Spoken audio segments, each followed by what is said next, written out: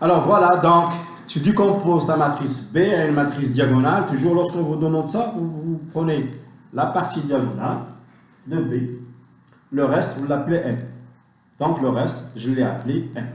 Vous allez vérifier que n au carré égale à 0. Vous allez faire n fois n. Et vous allez trouver 0, la matrice B.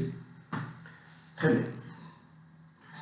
Alors, regardez ici. Il vous demande de calculer...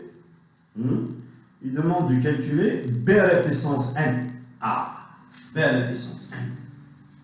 b à la puissance n. b à la puissance n. Alors, calculer la question 8. Calculer b à la puissance n. b à la puissance n. b à la puissance n. Il va être égal à quoi? À votre matrice diagonale D plus votre matrice N. Ça va être égal, ici c'est N. Voilà. D'accord? Alors ici, qu'est-ce qu'il demande de vous? Puisqu'il vous a demandé de vérifier. Alors ici, vous allez remarquer une chose. Vous pouvez utiliser le binôme de Newton. Vous connaissez c'est quoi la loi de binôme de Newton? Ah, parce qu'on est dans un anneau.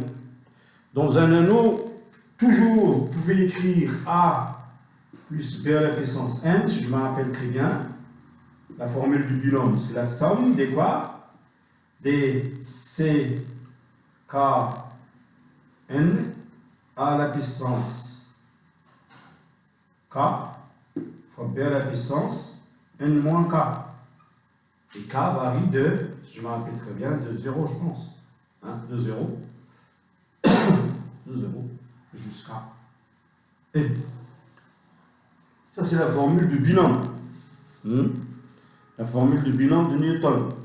C'est toujours vrai dans un anneau. Donc, vous allez utiliser ça ici. Hein? Vous allez utiliser ça ici.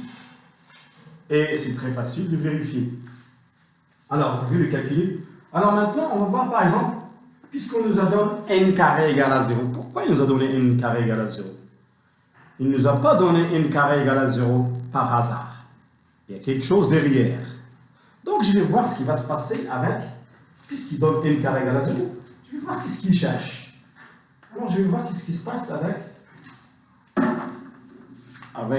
n au carré. B plus B au carré. Je vais essayer de calculer B au carré. Il est égal à D plus N de taux carré.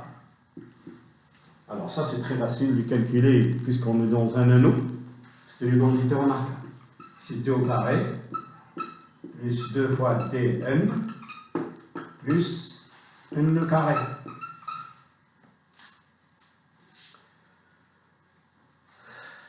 Vous savez, lorsqu'on est dans un anneau de matrice, anneau d'éléments quelconques, un anneau quelconque, tu peux toujours utiliser la formule d'identité remarquable, la formule de binôme. Alors, D au carré, votre matrice, c'est les diagonales. Hein? Et les diagonales. Donc, vous vous rappelez comment on fait la puissance des matrices diagonales? Vous n'allez pas me faire comme... J'ai un étudiant hier, je lui ai demandé de calculer A à la puissance 5. C'est un très bon étudiant, sauf que ça se peut qu'il n'a pas vu cette notion. Pour une matrice diagonale, vous n'allez pas, si je vous demande A à la puissance 5, vous allez faire A fois A, puis vous calculez A fois A, puis vous calculez fois A, puis vous calculez fois A 5 fois. Non. Diagonale, vous mettez juste la diagonale à la puissance 5. C'est un théorème qu'on a démontré. Hein. C'est un théorème qu'on a démontré. Donc ici, D au carré, ça va donner quoi? Vous vous rappelez, ça va donner A1 au carré. D1 au carré, c'est ça? A1, D1. On a multiplié par des diagonales de B. C'est A1, B2 au carré. C3 au carré.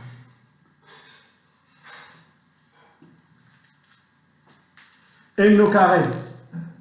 Il vous a donné que n au carré égale à 0. Donc ça va partir. D fois n. Hein? Vous allez faire d fois n. Vous allez trouver une matrice. Une matrice, je ne sais pas. On l'appelle H.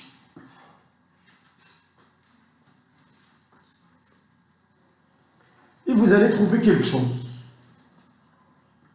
Vous allez trouver quelque chose. Vous allez trouver une matrice. Parce que je suis paresseux de faire les calculs, mais d fois n, vous allez la faire, vous êtes capable de faire d fois n. Vous allez trouver une matrice R. D'accord? Une matrice R. Une matrice R où il y a le 2. Et vous allez démontrer, par exemple, ça va être une matrice qui dépend de 2. Vous allez montrer B à la puissance cube, c'est quelque chose qui dépend de 3. Vous allez voir que, par récurrence, vous allez démontrer que B à la puissance n, B à la puissance n est égal à la même matrice, juste avec n. D'accord? Voilà, ça c'est une méthode. L'autre méthode, il y a une deuxième méthode. Vous savez c'est quoi la deuxième méthode? D'ailleurs, c'est la méthode qu'on utilise toujours. Alors, ça c'est la première méthode. Il vous dit de décomposer P sous forme de D plus n et vous faites à la puissance n, vous utilisez la formule du binôme. Et vous remarquez à partir de B au carré pour faire sortir le n au carré qui est égal à 0. Alors,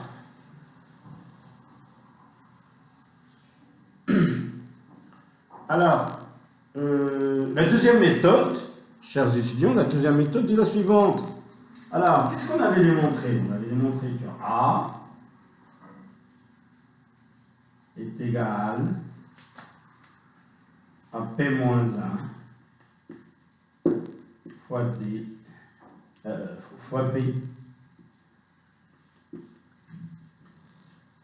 fois P. Toujours lorsqu'on vous demande la puissance d'une matrice, pensez à cette égalité. Encore, astuce, très importante, à chaque fois qu'on vous demande la puissance d'une matrice, pensez à cette égalité. C'est très important. Donc, vous allez dire P égale, je vais rendre P de l'autre côté, puisqu'il est inversible, et je vais rendre P moins 1 de l'autre côté, puisqu'il est inversible. Donc, je vais avoir P fois A fois P moins 1. Qu'est-ce que j'ai fait ici? C'est comme dans les groupes, il est inversible. Je compose ici par P, donc P fois P moins 1, ça va partir. Je compose à droite, par P moins 1, P fois P moins 1, ça va partir. Je vais avoir cette formule. Alors, maintenant, à votre avis, qu'est-ce que j'ai démontré l'autre jour? Hein? Je vais vous démontrer une chose. Lorsqu'on a cette égalité, vous allez avoir B à la puissance n, vous allez avoir avec comment? Puissance n ici. Ça, c'est déjà démontré. Parce que P avec P moins 1, ça va s'annuler. P fois P moins 1, P fois P moins 1, P fois P moins 1. Ce qui va rester, c'est juste P au début et P moins 1 à la fin. Regardez, alors maintenant, votre matrice B à la puissance n, P, vous l'avez. Ah, P, vous l'avez. P moins 1, vous l'avez. Alors, la matrice A à la puissance n, oui, c'est une matrice, vous la gardez comme ça. Hein, vous la gardez comme ça. Et si vous calculez, vous laissez ça comme ça.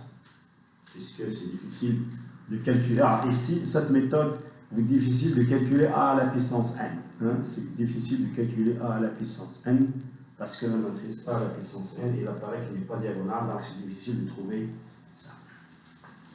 Donc, vous laissez ça comme ça. Mais, La méthode qui va vous donner B à la puissance M en extension, c'est la première méthode. Vous allez décomposer B sous forme de D plus N. Vous faites à la puissance N. Vous utilisez le binôme de Newton. Vous allez remarquer des choses que... Et les diagonales, la diagonale de N rentre à l'intérieur. Le N au carré, il s'annule. Hein? Vous allez remarquer une récurrence. C'est une question intelligente. Hein? La question 8, c'est une question très intelligente. Et j'aime bien les étudiants qui seront capables de calculer ça par récurrence. Bien sûr, en utilisant D plus N. Voilà, ça c'est pour l'exercice 6. Vous allez bien remarquer que cet exercice, c'est un résumé très consistant. Hein, très consistant de tout ce qu'on a vu depuis le début du calcul matriciel jusqu'à la représentation schématique de changement de base, en passant par les inverses, les matrices de passage, les matrices changement de base, les matrices associées, etc., etc. Donc, si vous êtes capable de faire cet exercice et de comprendre comment j'ai fait, répétez la vidéo, les vidéos que je viens de vous donner pour cet exercice. Pour l'exercice 6, répétez-les 3 ou 2 fois. Et vous allez bien être capable, et après vous faites les mêmes exercices.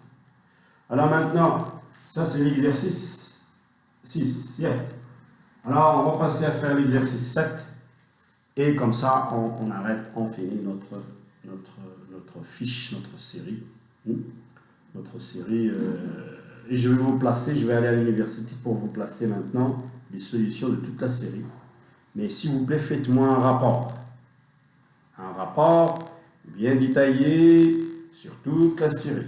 L'exercice 1 jusqu'à l'exercice 8. Jusqu'à l'exercice 7. Et vous m'ajoutez les exercices que j'ai donnés au tableau. J'ai donné 3 ou 4 exercices. Vous ajoutez ça à votre rapport. Et vous devez me remettre le rapport avant le 10. Parce que depuis longtemps que je vous ai dit, faites les exercices. Alors, comment on fait? Parce qu'il y a un emploi de temps. Lorsque vous voyez Saïdou, j'ai un cours avec M. Saïdou, un cours de TD avec M. Saïdou, tu respectes l'emploi de temps. Tu te réveilles, tu rentres dans la... C'est quand tu rentres dans la classe et tu fais les exercices que je t'ai demandé. Fais l'exercice 1, 2, fais l'exercice 3, 4, 5, ou bien fais-le dans ta tête. L'essentiel, tu fais quelque chose dans cette séance de M. Saïdou. Parce que moi, je ne veux pas rester avec vous en chat. J'ai essayé ça, ça ne marche pas. Ça marche. Cette technique, ça marche. Je vous fais des cours, je vous laisse la vulgarisation. Si vous avez des questions, vous me les écrivez sur WhatsApp ou bien sur là. Mais pour résoudre un exercice sous forme de chat, ça ne marche pas pour les maths. Mais vous devez respecter l'emploi du temps. Vous avez 10h à midi, vous rentrez 10h à midi. Vous restez dans votre table, ou bien sur votre table, dans votre chambre. Et vous commencez à faire les exercices concernant la série 3. D'accord? Pour tous les groupes. Pour tous les groupes que j'ai. Et bien sûr, si les autres groupes veulent profiter de ça, marhaba. D'accord? Alors maintenant, on va passer à l'exercice 8.